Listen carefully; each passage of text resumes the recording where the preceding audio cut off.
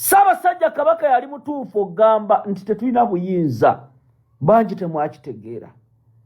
Era bangi temwakirowoozaako. N'agamba Ssaabasajja Kabaka wa Buganda nti okuva obwakabaka lwe bwakomawo tetufunanga buyinza.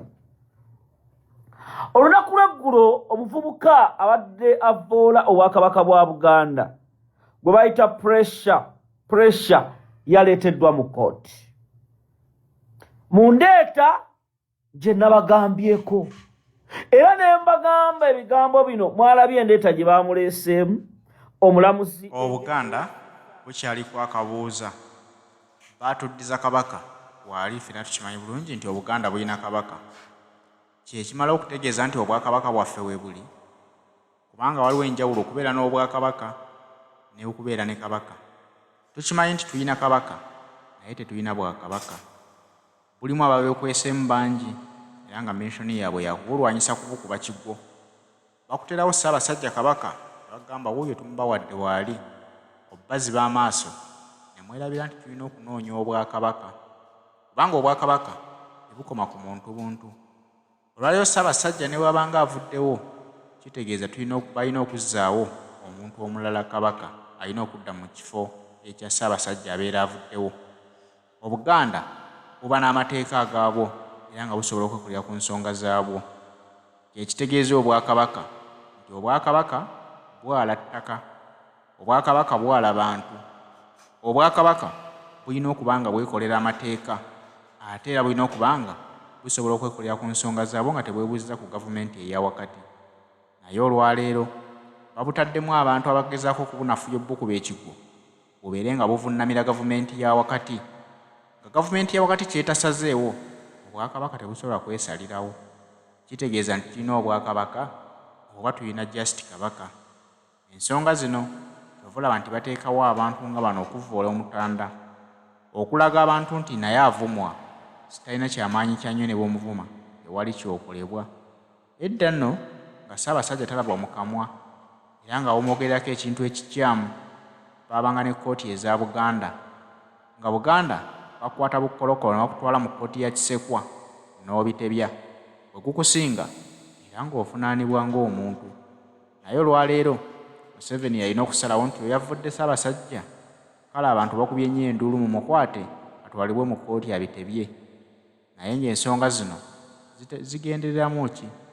Kubalaga nti obwakabaka wammwe tebuliiwo, mulina kabaka naye ate naye talina maanyi nga gaateekeddwa okubeera nago. N'omuntu wabulijjo ne bwamuvuma tebasobola kusalawo nga Buganda nti omuntu avudde Ssaabasajja Kabaka avunaanibwe. Haji Ssettuba omusomi w'edduwa nno bwe tutambula naye mu pulogulaamu zaffe zino. Haji Ssettuba ono ayita mu kusoma dduwa ate ensonga z'aba bakusomeddeko edduwa zonna ne zitereerera ddala. Baasomeddeko edduwa ze wamma bamutendereza nti musajja bwakusomera edduwa toddamu kujulirira muntu mulala yenna. Atanaba mugezaako alina essimu kw'osobola okumukubira eri 0703 31 39 25.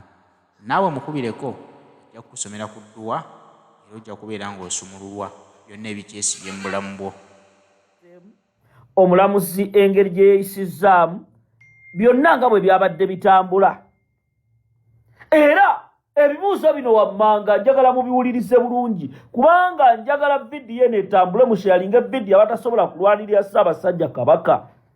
Abati olw'abakyala bammwe, abati olw'ebitiibwa byammwe nga temusobola kuyimirirawo ng'ekitiibwa kya Buganda bwe kigamba abaana ba leero katulwane nnyo.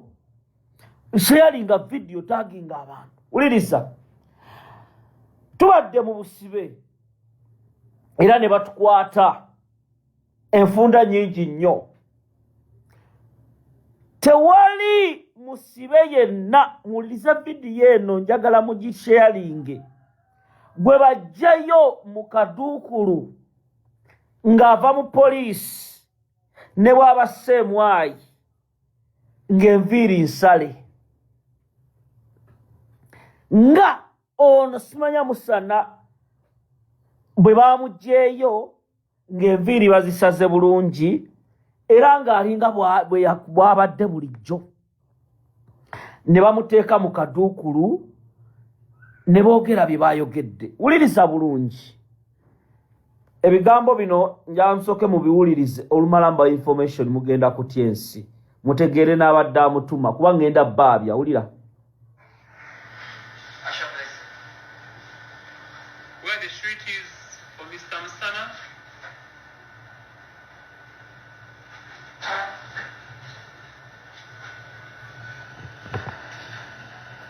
At least give me 2 sureties. Let me have a look at your national identity cards and the LOC letters introducing you and introducing the applicant as per the bail guidelines.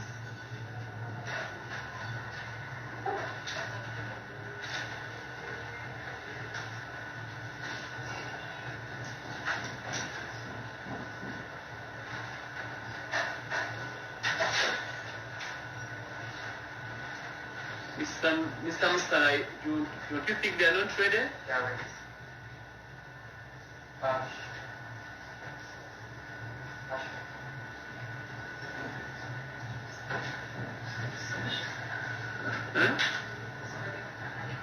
You don't have an identity card?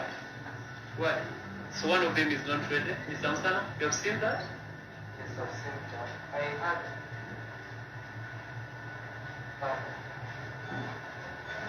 another...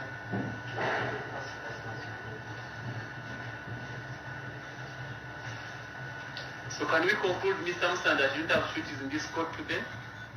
I have sureties, but they didn't come. So they are not ready to stand for you today? They are ready. Which date?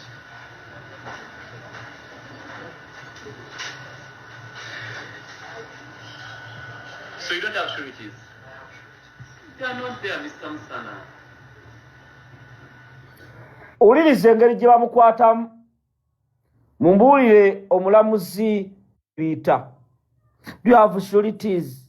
Mr. Musana obayina? Bambi Mr. Musana. Uliriza bulungi. Aliria?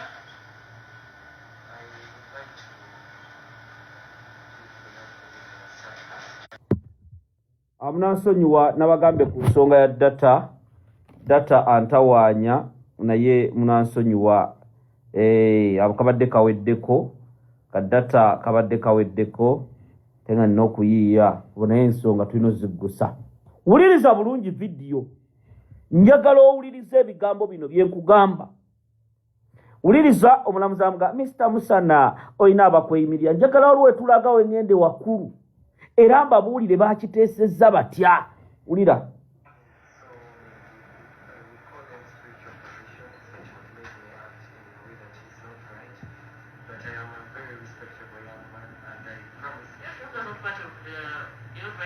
I'm not trying to, I'm just trying to have no sure that the sureties are good communication. I promise to delete all the publications I made and to ask for forgiveness. I'm not a very violent young man, neither do I have evil intentions towards the current government or the presiding government. I respect each and everybody in their authority, and I promise to delete all the publications and stop with immediate effect. If caught again publishing such content on social media, I would plead guilty. But I didn't have any knowledge of me promoting the crime, and I don't have any hate speech. Rather than I was trying to put out the things that I saw as unfair in society. Uliriza bulungi.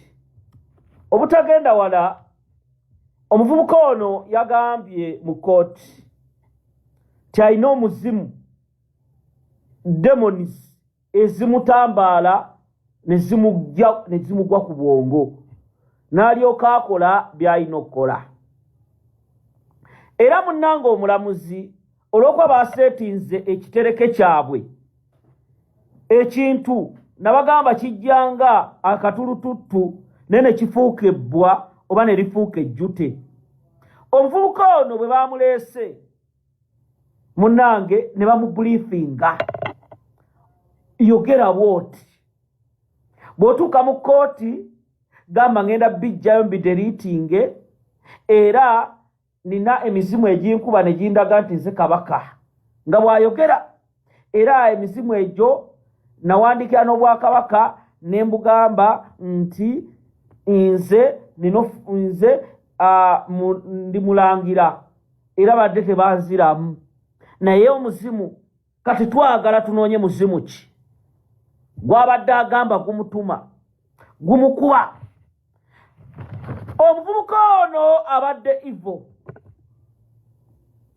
You should not fool people nti abadde mutabufu wa mutwe era defense eno yamuweereddwa abantu okwedifendinga abadde bamutuma gye mwamututte ne mumusalako enviiri nga mumubriefinga ne mumuleeta mu kooti nga mugamba defense of insanity ey'obulalu ne mulowooza tuli basiru. Tunuulira his previous acts, tunuulira embeera ze eza bulijjo bw'abadde yeeyisa. Agamba emisimu gye gimulinnya ne ku peegi ye muddeyo abalamuzi mutunule ku peegi y'emisimu gye gimulinnye. Abaffe avumye abantu bangi era emisimu ne gimugamba vuma ono bw'omala okumuvuma ne gimuwa olukusa to upload distribute replyinge oba respondinge bye bamuvumye. Mulooza tuli basiru tetutegeera. Era omulamuzi ettaka ly'otuddeko erya Buganda Road ettaka eryo Ssaabasajja Kabaka lye yaliwa ebimu ebyanyagibwa ttaka lya Bwakabaka. Era mmwe bwe mwatudde wansi ne mutuna mu bwongo bwammwe ne mulowooza mbu omuzimu kyogwo ogumutuma Ssaabazimu gwe twagala okutegeera ogumuwa obudde n'alisaakinga. Era omuzimu mwabawooza nti mulalu. Omulalu edda lwaligwira ku Ssaabasajja Kabaka azze avuma abantu bangi. Yavuma abaana b'eŋŋoma n'avuma Namunswa n'abantu be naffe ffenna yatuwemula. That idiot njagala owuliriza vidiyo agamba emizimu gye gimulinnya. Era ogwo omuzimu baguyita batya? Yaani? Era ogwo omuzimu gwamugamba ddi buli kwogera oba buli akwogerako mu replying. This is a mere scheme to mislead the court. This is a mere scheme to mislead the court. This idiot, he knew exactly what he was doing. Abadde amanyi kyakola era ng'amanyi abamutuma kubanga abadde akola research. Kati nja vidiyo entuufu etandike kubanga bwe mutulabako amatu temulooza tuli mbizzi. Data ninaku katini bwe nvaako temunyiiga. Data ye nisiina kuba siimiridde bulungi. Wuliriza bulungi ebintu by'abadde akola omuvubuka ono azze abikola ng'ali consistent. Bw'abadde consistent n'avuma Ssaabasajja Kabaka n'ayogera. Gwe mugamba nti mulalu yafulumya n'oluyimba. Era neewuunya nnyo kooti ku misango gye mwamuguddeko ne vidiyo gye ziri. Era abatugamba nti mulalu mutuleetereyo obutambi bwe yeeyambulako. Abadde abeera n'abawala nga banywa emmenge beeyagala nga tabaleepinganga. Gwe mugamba nti mulalu. Abaffe bwe tuba twogera ensonga zino ez'okulwanira Namulondo n'ekitiibwa kya Ssaabasajja Kabaka muggyemu obusiru bwammwe. N'ebyobuwalawala bubuno wano nga buli ku kkooti bwekaabya bannange mulalu mpozi mu abantu basindike mu kkooti ya Buganda eya Kisekwa. Omuvubuka oyo ku kye yakola Obwakabaka bwa Buganda temumanyi ddi buli yakola okukakkanya Namulondo.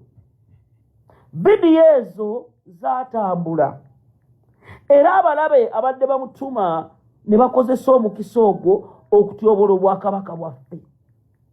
Tetugenda kukkiriza kutumanyiirira wano ku ttaka lya Beene nga mutuma abantu bammwe okutyoboola. Wuliriza omuwala ono byayogera. Era omuwala ono nambagambye nabye abamutwala ku BBS ono sima Asha Blessing. Bonna tugenda banoonyerezaako. Ejjoogo lisusse. Ssaabasajja ebigambo byamuvuma mubimanyimu abali eyo. Wuliriza video.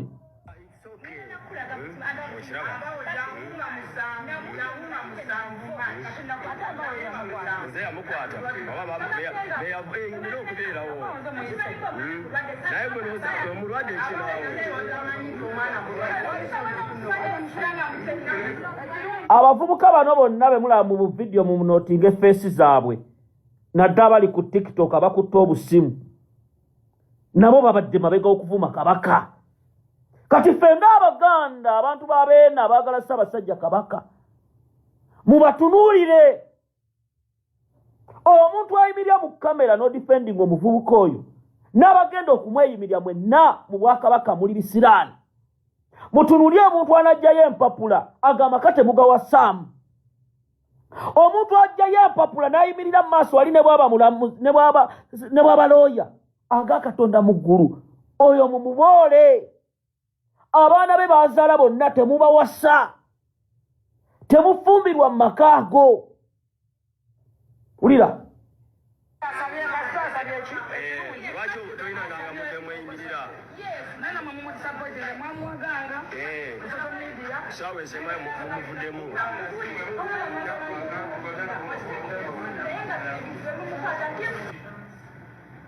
Mbwe ebintu bimukwata. Wulira.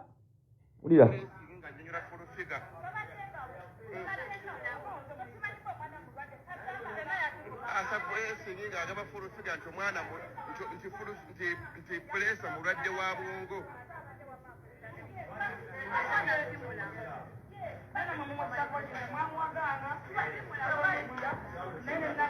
Omwana simula mufulusiga bwamugamba wano. Oyo Asa Blessing nga anyonyola fulusiga.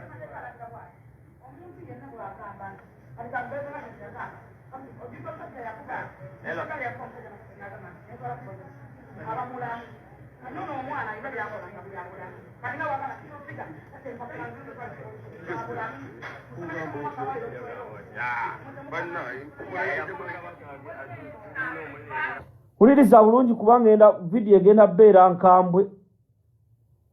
Nsaamuuliriza emboozi eno gye ngenda obbapuleyingira ekyabadde mu kooti. Waliwo abantu be ngenda okwabya abaalabiseeko emmanju mu kasenge nga muwaga omuvubuka ono era nga mwefudde olumu nti mwagala Ssaabasajja Kabaka. Wulira emboozi.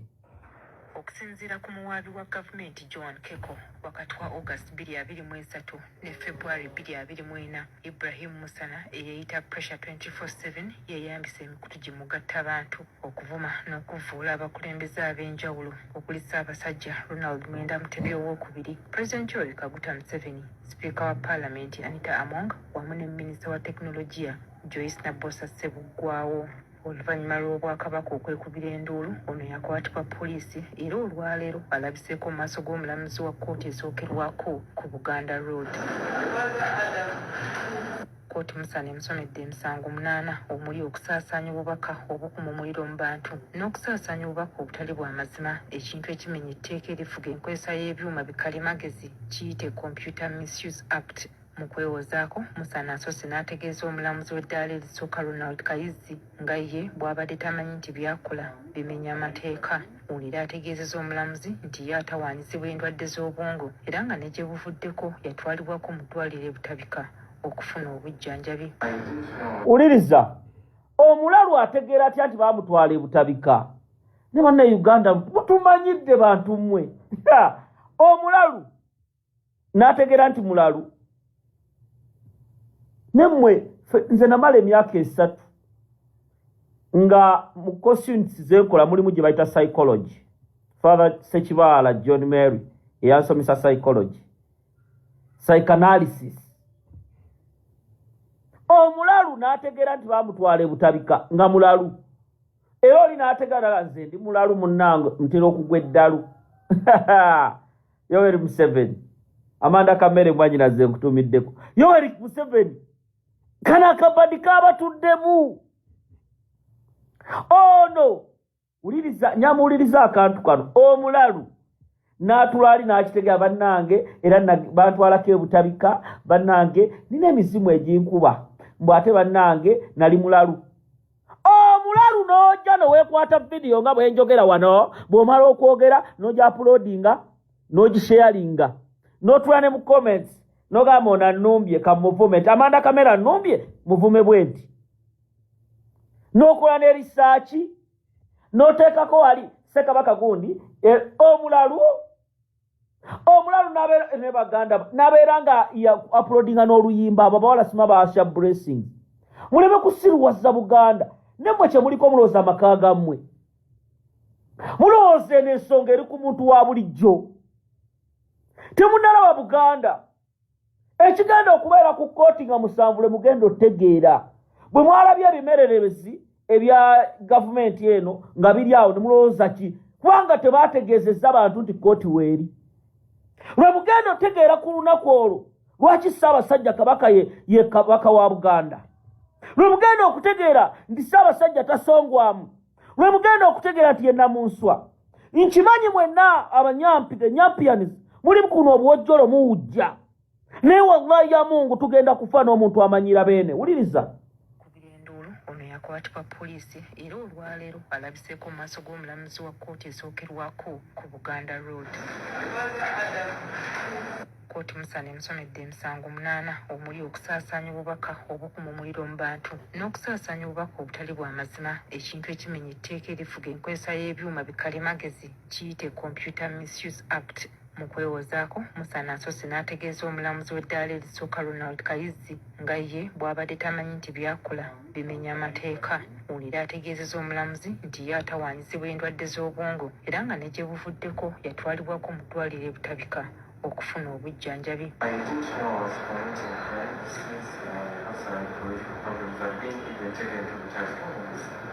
Musana era talemye kutegeeza kkooti nti okuva bwe yavvoola Ssaabasajja abadde atawaanyizibwa empewo za Buganda ezimulagira okuddaabiriza amasiro kyokka nga ye talina nsimbi kukola mulimu guno.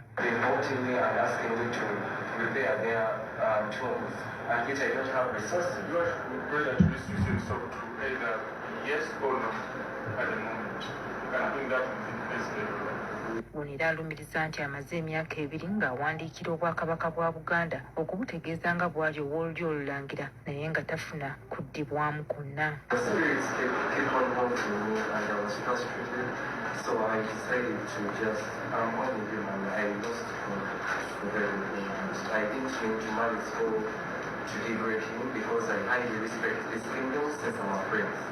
Bw'atyo ono asabye kkooti emusonyiwe era n'alayira nga bw'ataliddamu kuwalampa mukulembeze yenna. Musana asuubiza n'okusangula obubaka bwonna bw'abadde asaasaanya ku mikutu gye naddala ogwa TikTok.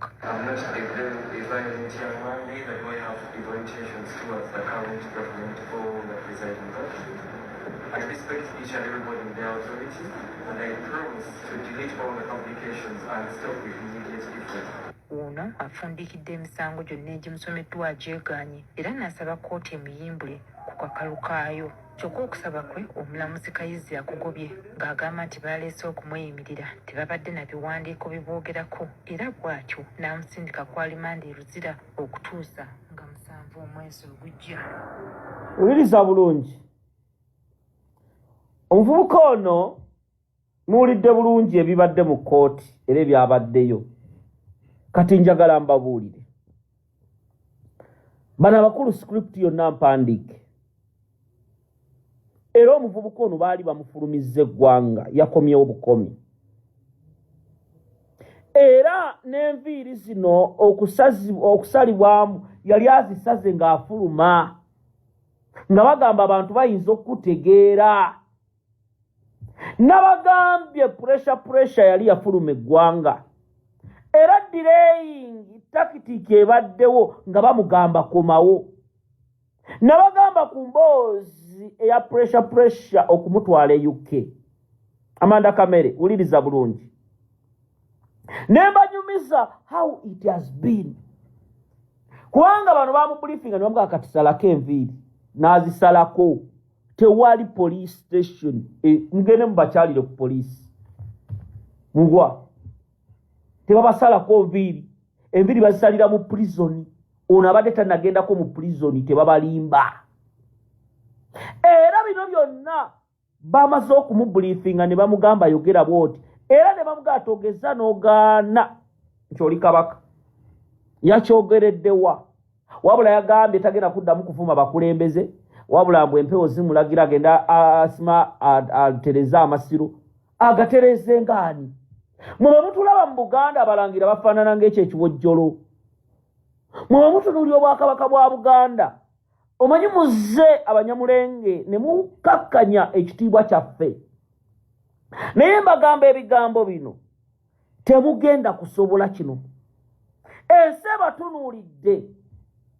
script mubadde muvoola kabaka nga mutuma abo abavubuka bammwe kati mugenda kuleeta buli kinyomo buli muntu yenna ow'ekika kye owaki byonna mutandike okubuzaabuza era gwe mugamba nti osima mulalu bannange abadde ayogera buli lunaku eddalu limukwata ddi gwe muwala gwe asima asha blessing omwala oyo nabagambye muboole music we Amanda Kamere nabagambye muboole music wa Asha Blessing kubanga Asha Blessing bebamu abamuli emabega era bano abawala tubanoonyereze ku bika byabwe bwanga bajjajjaffe abataka b'obusolya gye bali tubasaba bakole kyonna ekisoboka kubanga bule tunaasirika njagala muwulire omulalu yennyini nga yeegaana mu kusooka nti tebabalimba nti ndi mulalu kwa script yonna baagibala Godfather yasooka okuvaayo n'agamba omuvubuka mulalu yuno omukulu ng'abyewaka n'ebyobulalu mu kusooka wulira tibabalimba yadde n'olunaku n'olumu nti ndi mulalu kubanga sandibadde na buvunaanyizibwa oba sandibadde na mikwano gya buvunaanyizibwa nga Asha Blessing era bw'oba oyagala okumanya ebinkwatako buzaako Asha Blessing mukwano gwange wakulosegere nnyo ate muntu wa buvunaanyizibwa mukazi mutekyenkanya era abana abakazi abazimba eggwanga sisobola kuba na mikwano bwe gityo singa nali mulalu omuntu omulala njamuwulirize bulungi kwawe tulaga si wa kusaaga wulira tibabalimba yadde n'olunaku n'olumu nti ndi mulalu kubanga sandibadde na buvunaanyizibwa oba sandibadde na mikwano gya buvunaanyizibwa nga Asha Blessing era bw'oba oyagala okumanya ebinkwatako buzaako Asha Blessing mukwano gwange wakulosegere nnyo ate muntu wa buvunaanyizibwa mukazi mutekyenkanya era abana abakazi abazimba eggwanga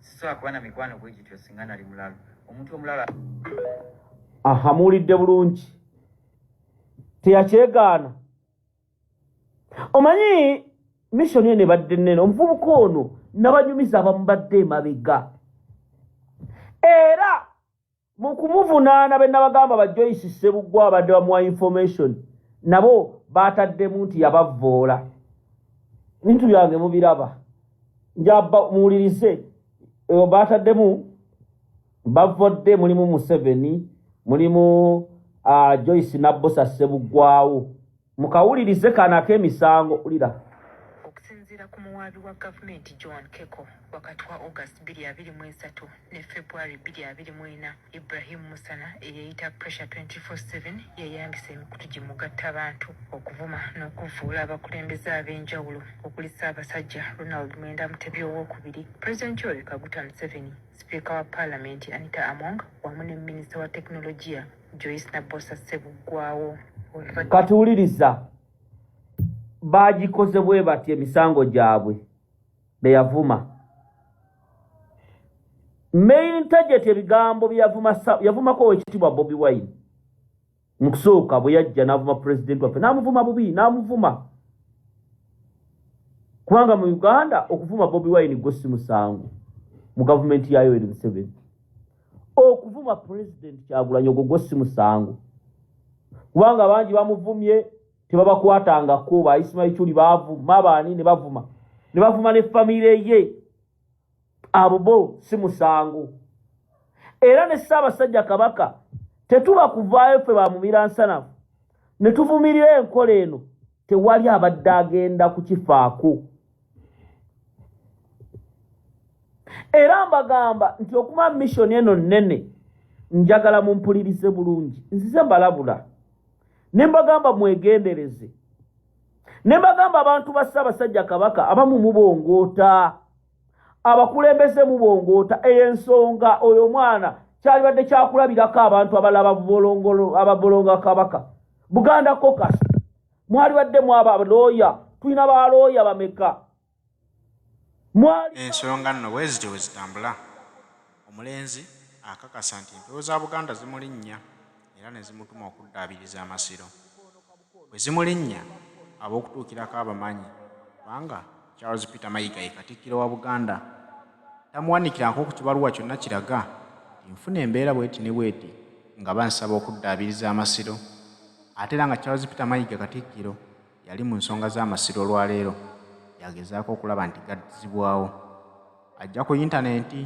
n'atandika okuwalampa n'ayisaamu Ssaabasajja Kabaka amaaso yagamba nti ekyo kyakola baamugamba nti naye mulangira wa Buganda kyokka ate nga mazima akkiriza bulungi nti si musajja Muganda twebuuze taata we yaani lwaki mu kkooti tasobola kwogera ku kitaawe ne banoonyereza oba ddala mu balangira ba Buganda omwami oyo taata we nga yalimu kiryoke kifuula omwami ono okubeera nti yeekuusa ku lulyo olw'abalangira. Video bazitambuza script nnene badde bamutwala UK bamuteeke mu kabano group awo bamuliise bugaye kati kubira awo aweereze era tulinza okuwulira omulamuzi ng'agamba leeta passport yo bwe mutakiwulira nze nabagamba